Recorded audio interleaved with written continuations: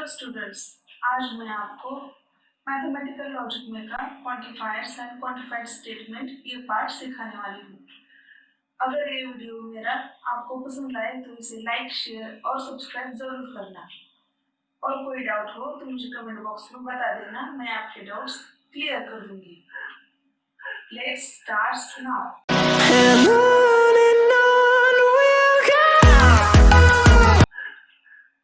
Quantifiers and quantified statements. यहाँ पर हमने दो स्टेटमेंट्स लिए हैं। There exists an even prime number in the set of natural numbers and second जो है Q example वो है all natural numbers are positive. Each of them assert a condition for some or all objects in a collection word there exists and for all is called quantifiers. यहाँ पर हम quantifiers किसको बोलने वाले हैं? There exist ये word और for all ये दो words को हम quantifiers बोलने वाले हैं। There exist is called there exist को essential exist को essential quantifiers बोलेंगे and it is denoted by symbol। ये जो है there exist का symbol है। E को जब हम उल्टा लिखेंगे तो ऐसा लगेगा ये सिंबल। और for all is called universal quantifiers। It is denoted by ये ए जो ए को उल्टा करेंगे हम तब ऐसा दिखेगा। Statements involving quantifiers are called quantified statements। ये हमें याद रखना है कि there exist जब होगा ये there exist का ई जो है ये सिंबल उल्टा ही आ जाएगा और फॉर ऑल का जो है तो ऑल मीन्स ए यहाँ पर जो है वो उल्टा ही आ जाएगा। ये हमें याद रखना है।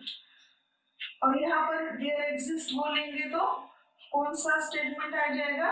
Universal quantifiers. क्वांटिफायर्स के दो पैटर्न हो गए यहाँ पर। कौन से? Essential quantifier and universal quantifier. और एसेंशियल क्वांटिफायर का सिंबल देयर एग्जिस्ट ये ऐसा उल्टा ये आ जाएगा और फॉर ऑल का यूनिवर्सल क्वांटिफायर में ये ऐसा उल्टा ही आ जाएगा। ये बात अच्छे से याद कर लेना। अब हम क्वांटिफायर्स देखेंगे। क्वांटिफायर्स के दो टाइप्स हैं। फर्स्ट जो है वो यूनिवर्सल क्वांटिफायर्स और second existential quantifiers. For all को ही यूनिवर्सल क्वांटिफायर्स कहा जाता है और उसका सिंबल जो है ऐसा उल्टा ए के जैसा दिखता है। और यहाँ पर all objects in the collection satisfies condition. यहाँ पर फॉर ऑल जो है यूनिवर्सल का वही तो है कि ऑल एलिमेंट्स क्या होने चाहिए, उसके ऑब्जेक्ट में के जो कंडीशन होगी वो सेटिस्फाइड होनी चाहिए। अगर एक भी ऑब्जेक्ट ने उस वैल्यू को सेटिस्फाइड नहीं किया तो वो ट्रूथ वैल्यू क्या आ जाएगी? फॉल्स आ जाएगी। अगर ऑल वैल्यूज ऑल ऑब्जेक्ट्स ने उस कंडीशन को सेटिस्फाई किया तो उसकी ट्रूथ वैल्यू क्या आ जाएगी? ट्रू आ जाएगी। अब हम यहाँ पर देखेंगे कि देयर एग्जिस्ट को ही एक्सिस्टेंशियल क्वांटिफायर्स कहा जाता है और उसका सिंबल जो है ऐसा उल्टा के जैसा दिखता है। और यहाँ पर क्या है? At least one object satisfied conditions. वो जो हमें कलेक्शन दिया है उसमें का एक भी ऑब्जेक्ट ने अगर ये कंडीशन कंप्लीट कर दी, सेटिस्फाई कर दी तो उसे हम क्या कहेंगे? Essential quantifiers. और एक ने भी कंडीशन कंप्लीट कर दी तो वो जो उसकी ट्रूथ वैल्यू क्या आ जाएगी? ट्रू आ जाएगी। अगर एक ने भी वो कंडीशन कंप्लीट नहीं करी तो उसकी ट्रूथ वैल्यू क्या आ जाएगी? फॉल्स आ जाएगी। ये हमें याद रख। अब हम एग्जांपल्स लेंगे। If A in curly bracket 1, 2, 3, 4, 5, 6, 7 A में 7 एलिमेंट्स हैं। Determine the truth value of the following। हमें क्या करना है? उसकी वैल्यू ट्रूथ वैल्यू डिटरमाइन करनी है।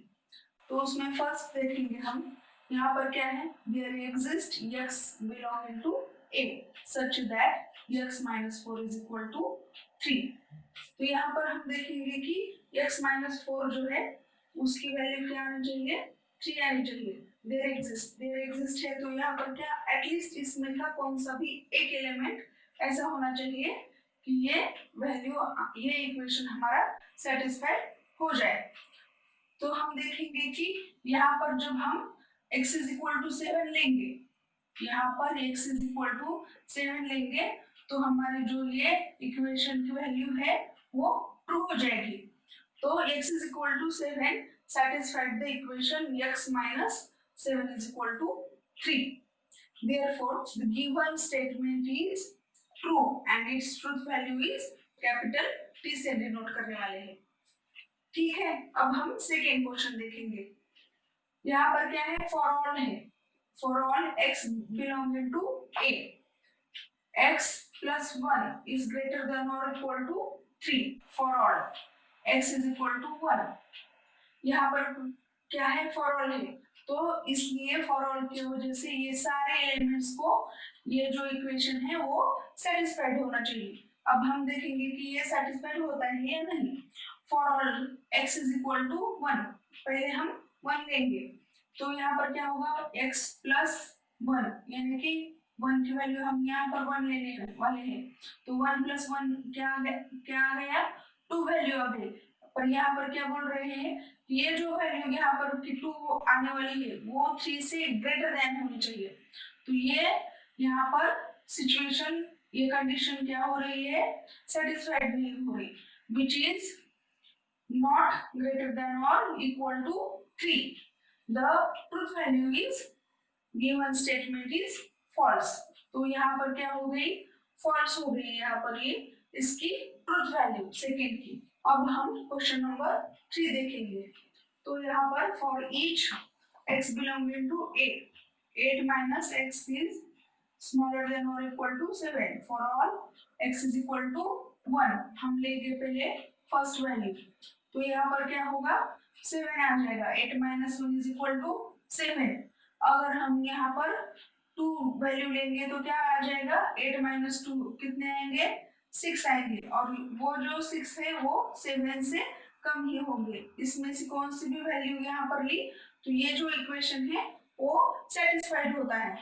तो x belonging to a, 8 minus x is smaller than or equal to 7, the given statement is true and its truth value is t आ जाएगी। अब हम क्वेश्चन नंबर 4 देखेंगे। तो यहाँ पर क्या है, there exists x belonging to a such that x plus 8 is equal to 16। अब हम देखेंगे कि a की वैल्यू, a में फर्स्ट वैल्यू हम लेंगे 1, तो यहाँ पर क्या है, देयर एग्जिस्ट है, यहाँ पर एटलीस्ट इसमें की कौन सी भी एक वैल्यू लेंगे तो उसका आंसर 8 plus x का 16 आ जाएगा, आना चाहिए।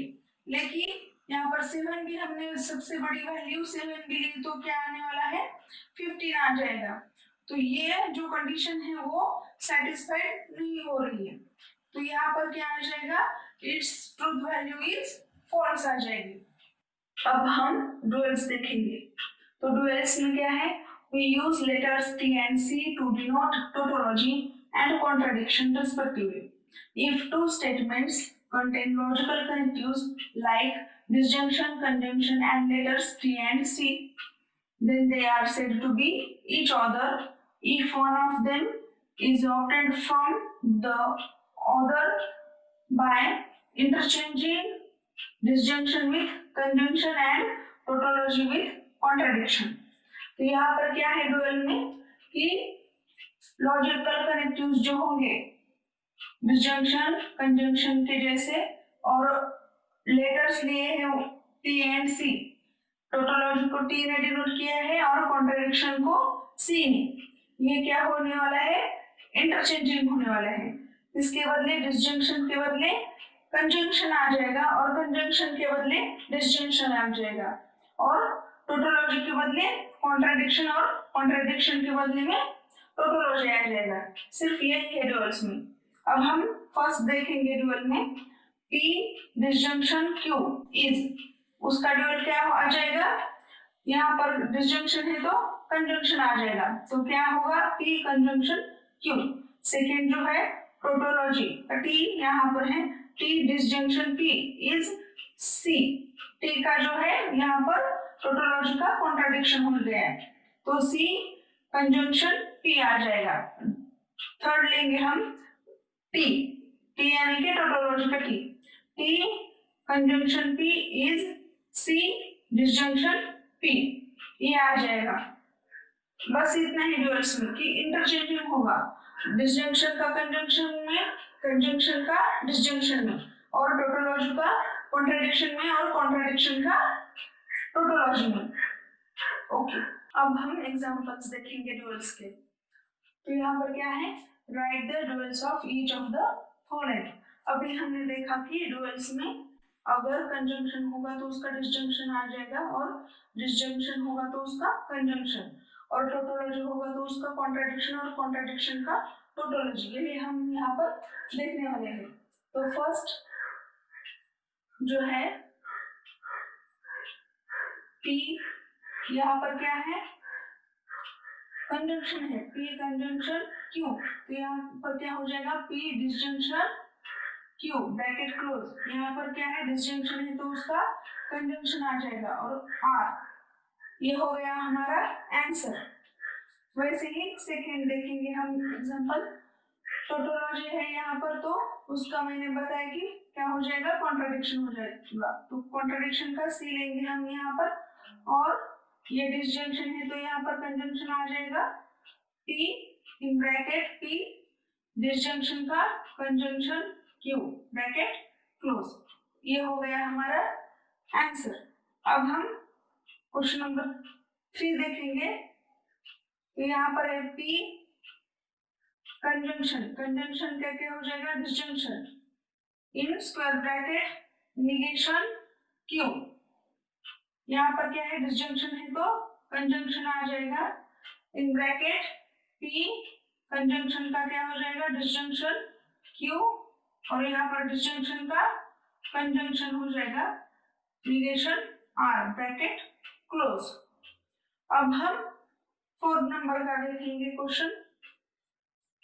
इन ब्रैकेट P, यहाँ पर डिसजंक्शन है तो क्या आ जाएगा कंजंक्शन Q ब्रैकेट क्लोज, और यहाँ पर कंजंक्शन है तो डिसजंक्शन आ जाएगा, और टोटोलॉजी का जो T है तो उसका कॉन्ट्राडिक्शन आ जाएगा।